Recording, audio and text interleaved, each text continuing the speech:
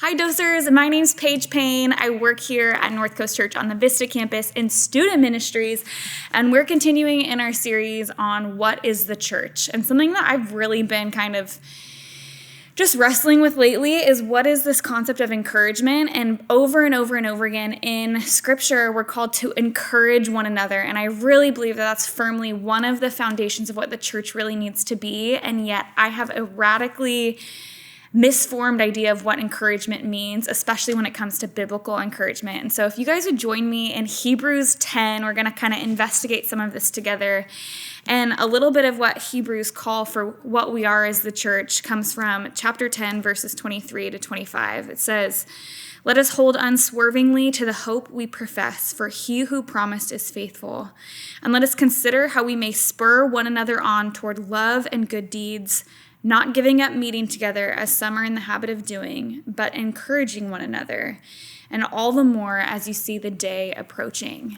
And so we have this, we're all as believers in this waiting period of we're waiting for Jesus to return. And in the meantime, Paul, or whoever wrote Hebrews, speculators would say Paul, argue over, he just goes over and over and over again, like, continue, stay steadfast, remain, honor the Lord, be obedient, remember who he is, remember to glorify him, do not fall to the deceitfulness of sin.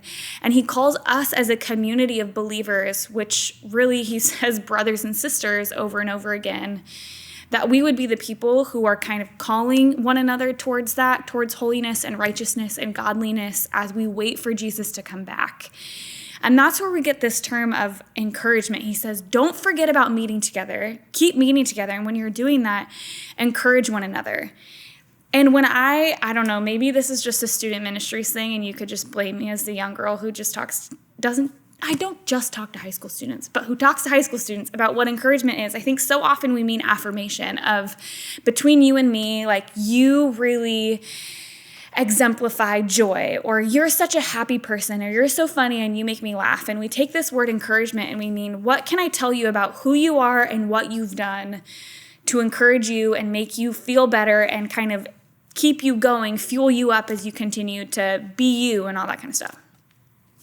Biblical encouragement, as this word encourage that's used in the New Testament is taken out, it means things like exhort, it means things like urge, it means things like remind.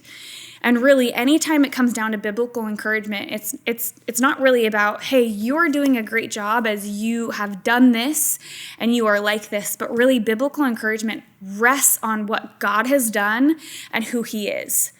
And so that kind of takes away the pressure of, on a day when I'm not feeling as silly as people have always said that I am, then who would I be if I wasn't silly?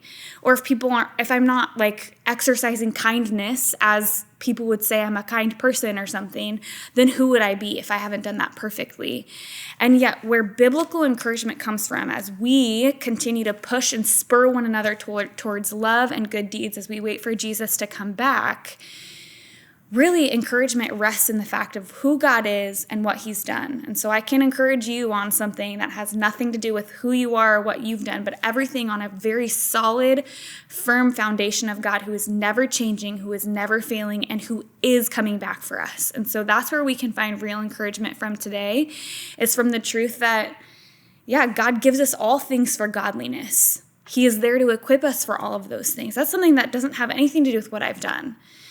We can encourage one another with the fact that Christ will return and he's coming back for his people, and we will get to live in heaven with him forever. That's something that's very encouraging. We can remind one another of the gospel truth that Jesus came and he died for you and me regardless of what we've done. And so, church, would we be people who gets together and we encourage one another on a truth that is never changing and never fading, and it has everything to do with who God is and what he's done.